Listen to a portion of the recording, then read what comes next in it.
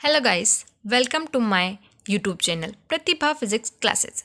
Guys, मैं आज आपको क्लासिकल मैकेनिक्स का एक टॉपिक डिग्री ऑफ फ्रीडम के बारे में बताने जा रही हूँ।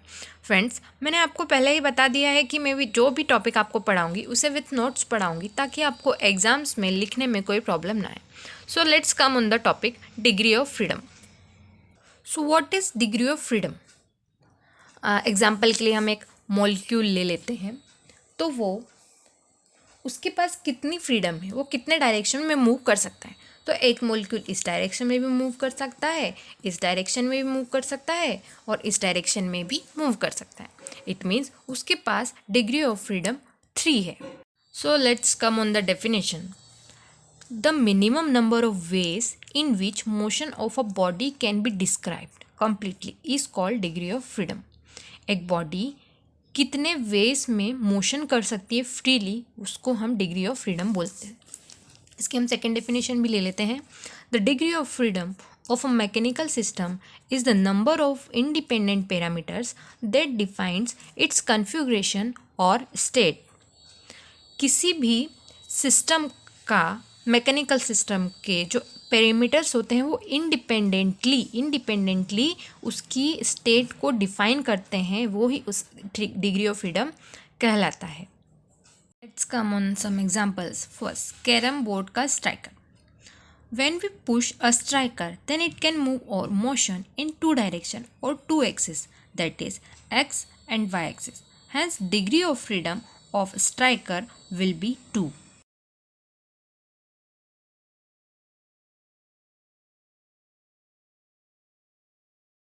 सो कैरम बोर्ड में 2 एक्सिस में ही मोशन होता है, इसलिए उसकी जो डिग्री ऑफ फ्रीडम होती है वो 2 होती है। एक और एग्जाम्पल हम ले लेते हैं ट्रेन का। जो ट्रेन होती है जब वो अपने ट्रैक के साथ चलती है तो अपने ट्रैक से कभी उतरती नहीं है। तो वो उसके पास सिर्फ एक ही रास्ता होता है कि वो एक ही डायरेक्शन में, एक ही मोशन में चल सकती है। तो डिग्री ऑफ फ्रीडम ट्रेन के पाथ की सिर्फ 1 होती है।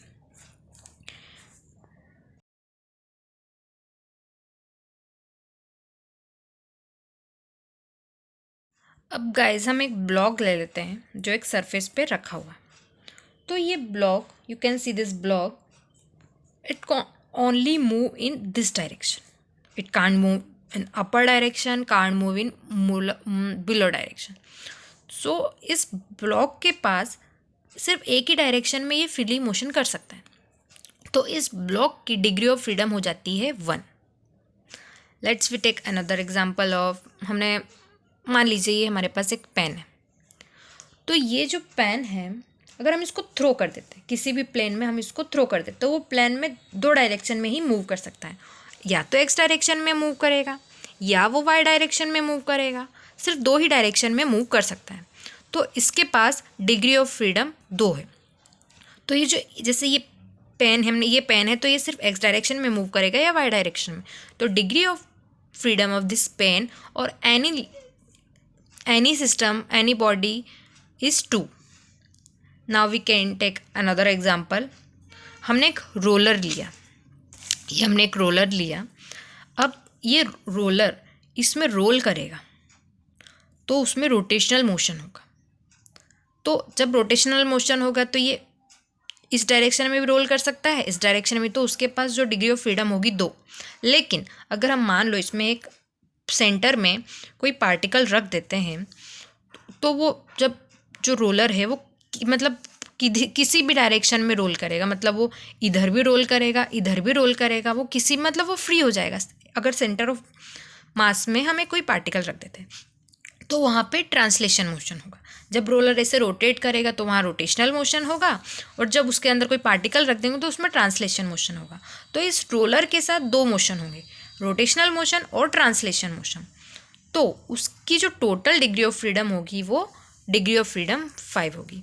सो गाइस, आप समझ ही गए होंगे डिग्री ऑफ फ्रीडम क्या होता है। कोई भी पार्टिकल किस डायरेक्शन में कितना फ्री मूव कर सकता है, वो ही होता है degree of freedom. So friends, अब हम बात करते हैं types of degree of freedom. Degree of freedom कितने टाइप की होती है? तो डिग्री ऑफ फ्रीडम 3 टाइप की होती है। पहला टाइप होता है ट्रांसलेशन। तो ट्रांसलेशन मोशन में क्या होता है, इसमें हम एक फ्री पार्टिकल लेते हैं जो कि किसी जैसे एक नॉर्मल हमने एक बॉल ले लेते हैं, उसको हम फेंकेंगे तो सिर्फ 3 ही डायरेक्शन में जाएगी, या तो एक्स डायरेक्शन में, या वाई डायरेक्शन में, या जेड डायरेक्शन में। तो उसके पास सिर्फ 3 पॉसिबिलिटी होती हैं। तो ट्रांसलेशन मोशन में जो डिग्री ऑफ फ्रीडम होती है वो 3 होती हैं। चलो just read this. In this type of degree of freedom, molecule or a particle has freedom of move in all direction, like x-axis, y-axis, z-axis.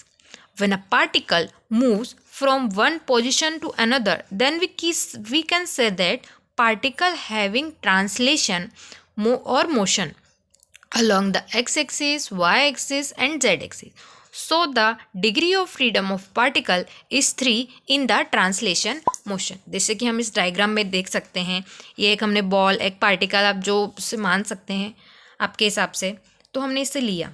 तो अब जब हमने एक प्लेन भी ले लिया एक्स वाई जेड डायरेक्शन, तो ये जो फ्रीली बॉल है या पार्टिकल है, मोनोएटमिक पार्टिकल है, तो ये इस डायरेक्शन में भी मूव कर सकती है, इस डायरेक्शन में भी मूव कर सकती है, इस डायरेक्शन में भी मूव कर सकती है। सिमिलरली इन दिस, ये भी तीनों डायरेक्शन में मूव करने के लिए फ्री होता है। तो ट्रांसलेशन में जो डिग्री ऑफ फ्रीडम होती है वो 3 होती है। वो तीनों डायरेक्शन में, मतलब सभी डायरेक्शन में मोशन करने के लिए फ्री होता है। So guys, this is the translation motion of degree of freedom. So guys, अब हम सेकेंड टाइप पर आते हैं, रोटेशनल डिग्री ऑफ फ्रीडम। इसमें जब मॉलिक्यूल का हम लेते हैं तो उसके रोटेशन के कारण जो मोशन होता है उससे हमें जो डिग्री ऑफ फ्रीडम मिलती है, हम उसे रोटेशनल डिग्री ऑफ फ्रीडम कहते हैं। तो रोटेशन डिग्री ऑफ फ्रीडम को हम देखेंगे, जैसे molecules rotation degree of freedom represent the number of unique ways the molecule may rotate in the space about its center of mass with a change in a molecular orientation।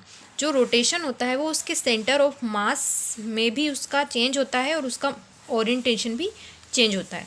हम एक diagram ले लेते हैं। इस diagram में बताया गया है, in the below diagram image a diatomic molecule lying along the y-axis can undergo rotation about the mutually perpendicular x-axis and z-axis, passing through its center of gravity. These molecules show that the linear molecule has 2 rotational degree of freedom. इसमें हमने क्या, एक linear molecule लिया है जो कि Y axis पर लाई कर रहा है। तो जब ये अपने वाई एक्सिस पे रोटेट करेगा तो जो इसकी सेंटर ऑफ ग्रेविटी वो चेंज नहीं होगी, और हम जानते हैं कि रोटेशन के लिए उसकी सेंटर ऑफ ग्रेविटी चेंज होना ज़रूरी है। इसलिए इसमें जो वाई एक्सिस है उसकी जो सेंटर ऑफ ग्रेविटी वो 0 होगी, इसलिए हम इससे नेग्लिजिबल कर देते हैं। अब जब वो मॉलिक्यूल, हम जैसे ही हमने मॉलिक्यूल मास लिया था, ये जेड एक्सिस पे इसकी जो सेंटर ऑफ ग्रेविटी वो चेंज होगी, ऐसे ही वाई एक्सिस पे उसकी सेंटर ऑफ ग्रेविटी भी चेंज होगी, उसकी जो पोजीशन है वो इधर से इधर आ जाएगी।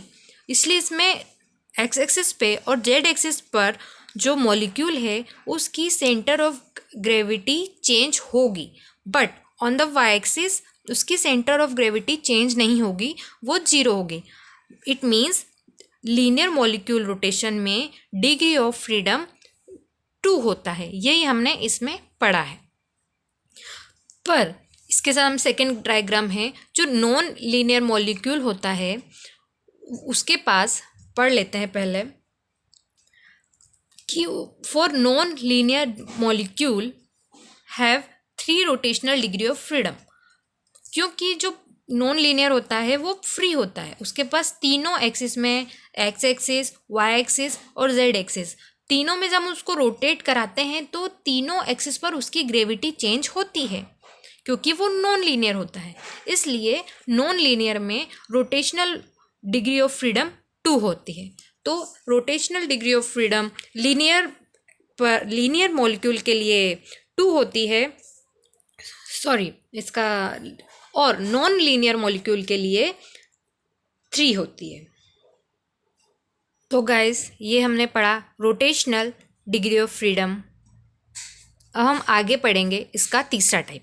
तो गाइस, हमने डिग्री ऑफ फ्रीडम के 2 टाइप पढ़ लिए हैं, translation motion and rotational motion. अब हम आ जाते हैं vibration degree of freedom. Vibration क्या होता है? In a diatomic molecule, the mass m1 and m2 vibrate back and fro motion relative to their center of mass in opposite direction. Thus, for a polyatomic molecule containing n atoms will have 3n degree of freedom. Since each atom requires 3 degree of freedom in the x, y and z direction to specify its position. Vibration motion में guys एक diatomic molecule लेते हैं तो उसमें क्या होता है, back and fro motion होता है। बैक एंड फ्रो मोशन के कारण जो सेंटर ऑफ मास होता है वो अपोजिट डायरेक्शन में चेंज होता है। अगर हम पॉलीएटॉमिक मॉलिक्यूल लेते हैं तो उसमें वो पॉलीएटॉमिक मॉलिक्यूल्स में n एटम्स होते हैं, इसलिए वाइब्रेशन मोशन में जो 3n डिग्रीज ऑफ फ्रीडम होता है। जैसे अभी हमने रोटेशनल डिग्री ऑफ फ्रीडम में लीनियर में पढ़ा था, लीनियर में एक्स एक्सिस पे जो सेंटर ऑफ ग्रेविटी 0 रहती है और वाई और जेड पर चेंज होती है, तो उसमें डिग्री ऑफ फ्रीडम 2 होता है, और जो नॉन लीनियर में डिग्री ऑफ फ्रीडम 3 होता है। Hence each atom requires 3 degree in X Y Z direction, इसलिए हम वाइब्रेशनल डिग्री ऑफ फ्रीडम में 3n ले लेते हैं, 3n डिग्री ऑफ फ्रीडम ले लेते हैं। For linear molecule we study above the linear molecules have 3 translation and 2 rotational degree of freedom. हम ये पढ़ चुके हैं, मैंने अभी आपको बताया था। तो हमने इसमें, क्योंकि हमने पॉलीएटॉमिक मॉलिक्यूल लिया है तो हमने 3n ले लिया, उसमें से हम 5 को माइनस करेंगे तो हमारी डिग्री ऑफ फ्रीडम आ जाएगी। So similarly for non linear molecule we also study about that non linear molecules have 3 translation and 3 rotational degree of freedom. So in non linear molecule 3n-6 उसका degree of freedom हो जाएगा। एक vibration में ये diatomic molecule है, तो क्या करेगा, जब वो मूव करेगा तो वो ऐसे मूव नहीं कर पाएगा और ऐसे मूव भी नहीं कर पाएगा, क्योंकि वो एक दूसरे से बाउंडेड हैं। पर ये ऐसे रोटेट करेगा या ऐसे मूव करेगा, और ये बैक एंड फ्रो मोशन होगा, ये इसमें वाइब्रेशन मोशन होगा। इसीलिए वाइब्रेशन मोशन में हमें 3n number of degree of freedom लिया जाता है।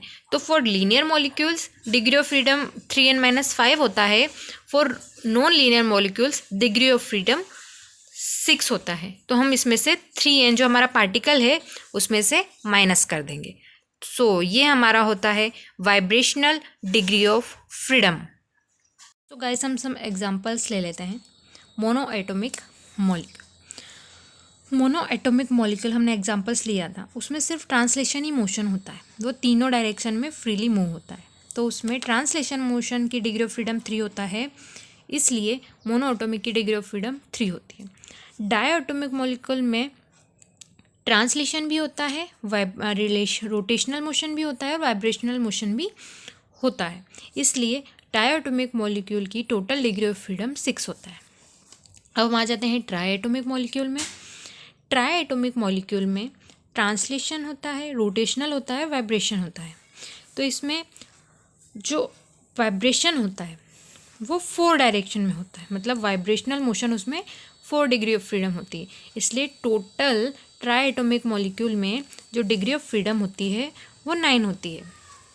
सो गाइस हमने पूरी तरह से डिग्री ऑफ फ्रीडम क्या होता है, कैसे काम करता है, वो कितने टाइप का होता है और अलग अलग मॉलिक्यूल में डिग्री ऑफ फ्रीडम कितनी होती है, ये हमने पढ़ लिया है और उसको कंप्लीटली समझ लिया है। So thank you for watching my